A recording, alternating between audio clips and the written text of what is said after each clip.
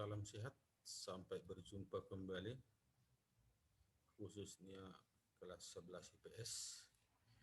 Kita akan lanjutkan pelajaran kita, pelajaran sosiologi, yaitu pada topik yang lewat.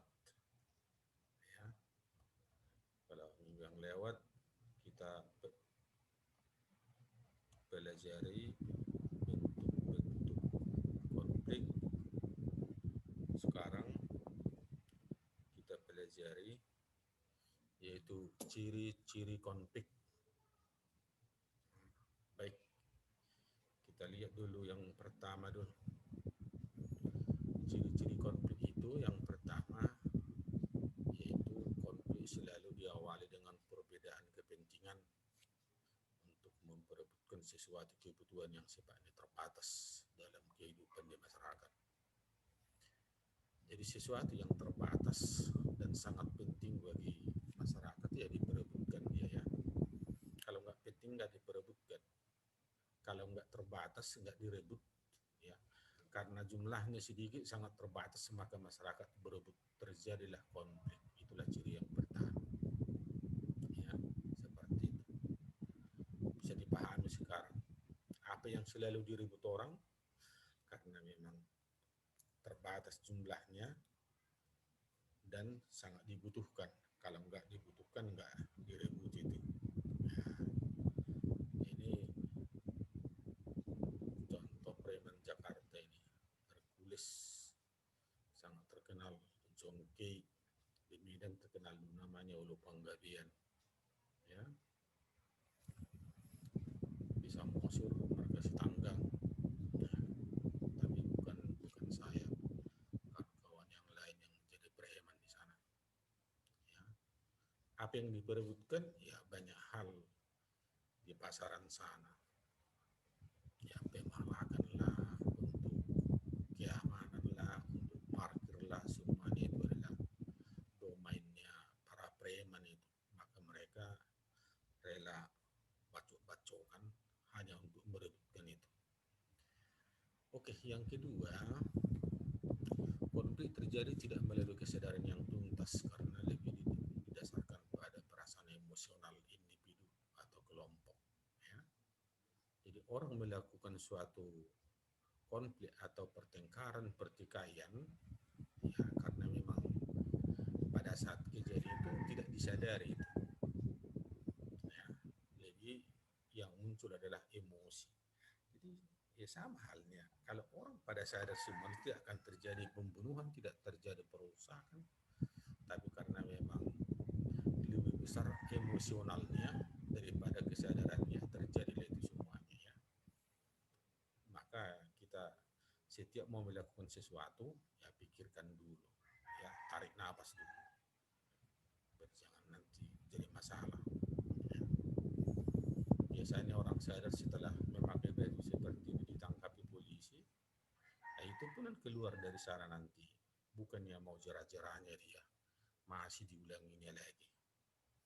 Ya, itulah manusia. Yang berikutnya konflik cenderung bersifat destruktif atau suka menghancurkan pihak lain, baik fisik maupun mental. Destruktif itu artinya merusak, menghancurkan, membakar, ya.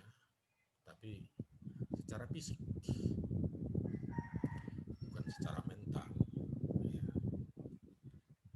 Secara fisik maksudnya merusak bangunan destruktif, melempari orang lain destruktif. Tapi kalau seumpamanya orang nanti mengata-ngatai orang lain, fitnah, ya, hanya dengan mulutnya, itu menghancurkan perasaan orang lain secara mental. Ya.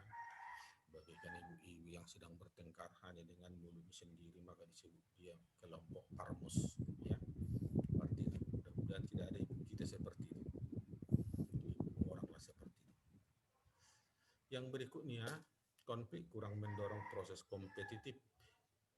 Kompetitif artinya persaingan, ya, kurang mendorong persaingan yang sifatnya sehat dan menciptakan kondisi hidup yang bermutu. Ya. Karena apa?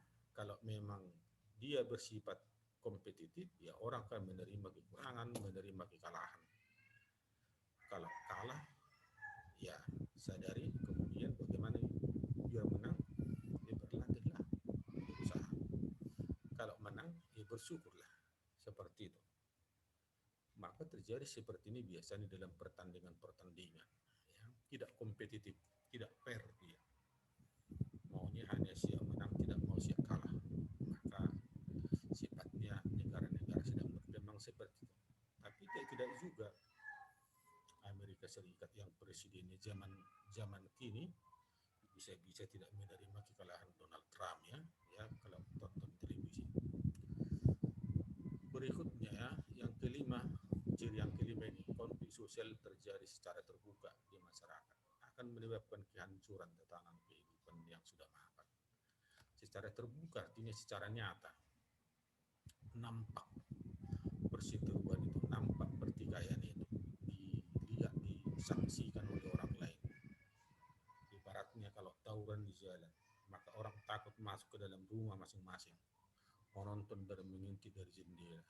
Ya kenapa? Nanti ikut dia menonton secara terbuka, nanti akan dia bisa terlempar, bisa nanti menjadi sasaran.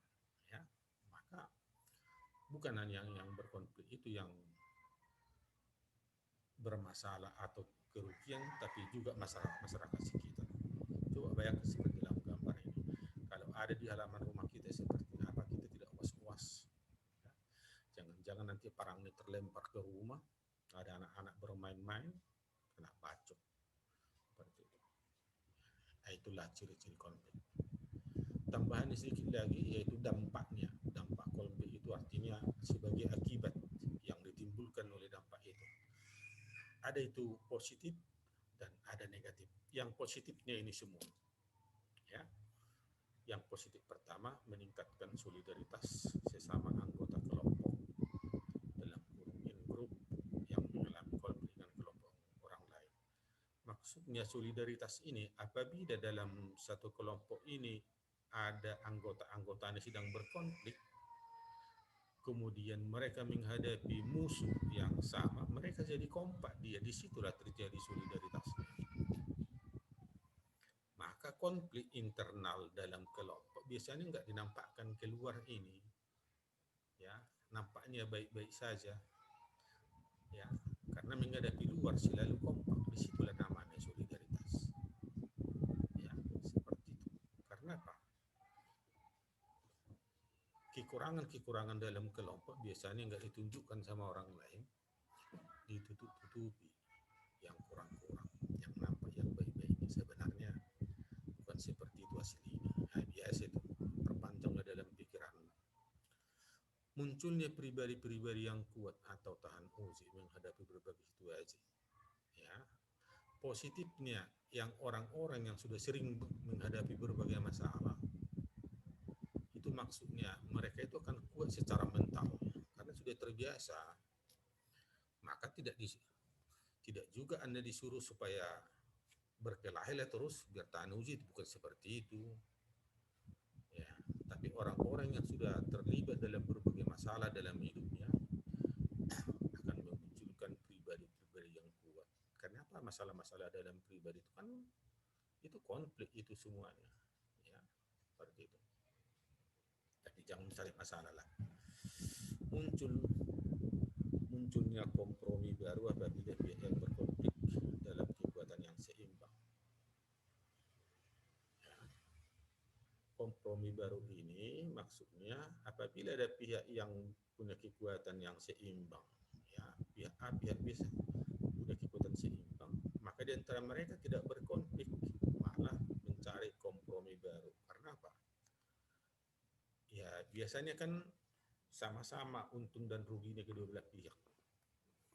Maka akan dipilih yang terbaik, yaitu kompromi. Apabila ketika Blok Barat dengan Blok Timur, Amerika Serikat dengan Rusia dulu pada masa perang dingin, ya, akhirnya ada peredaan, kemudian yang namanya akomodasi. Ya. Itulah positifnya. Sekarang kita masuk ke segi negatifnya. Negatif yang merugikan lah, yang tidak baik. Yang pertama, keretakan hubungan. Ya, yang pasti antara kelompok yang bertikai, yang berseteru, yang bermusuhan, ya retak hubungan, ya akan merugikan. Bayangkan saja kalau teman satu bangkumu tidak cakapan, rugi sendiri, ya, rugi sendiri. Karena apa? Mau lewat kita susah, nanti sikit-sikit tertawa kawan, merasa dirimu ditertawai, ya, susah pikiran, maka jauhilah konflik. Perubahan kepribadian pada individu, misalnya timbul rasa dendam, benci, saling curiga, ya hal-hal manusiawi itu. Ya, maka biar jangan ada timbul benci, curiga dan sebagainya, nah, lebih baiklah berteman, tidak usah bertikai, tidak usah berseteru, orang sanalah di situ. Kemudian yang berikutnya, terjadinya kerusakan harta benda, ya akibat dari yang tadi, ulah-ulah manusia yang tadi menjarah, merusak, membakar, itulah harta benda yang rusak. Ya jangan-jangan juga hilang jiwa manusia, mati maksudnya, tewas, ya. Seperti itu, sangat berharga. Kalau harta benda yang rusak, oke lah, bisa diganti. Jiwa manusia tidak bisa ditambal, tidak bisa digantikan. Dominasi, bahkan penaklukan salah satu pihak yang terlibat dalam konflik itu. Dominasi itu artinya orang yang lebih kuat akan mendominasi yang lemah, ya, yang lemah itu menjadi bulan-bulanan, ya, negatif juga kan. Menimbulkan kekerasan yang menjurus ke arah disintegrasi. Disintegrasi ini adalah suatu perpecahan. Perpecahan itu maksudnya adalah masyarakat itu sudah pecah kekuatan, tidak kompak lagi, tak bisa membangun lagi, tidak bisa bersama lagi. Gontok-gontokanlah yang terjadi setiap hari, saling mencurigai yang terjadi setiap hari, maka tatanan hidup kurang bagus. Oke, sampai di situ pertemuan kita. Nanti ada petunjuk apa yang mau kau lakukan, nanti ada di CR kita ya. Di situ nanti lihat petunjuknya.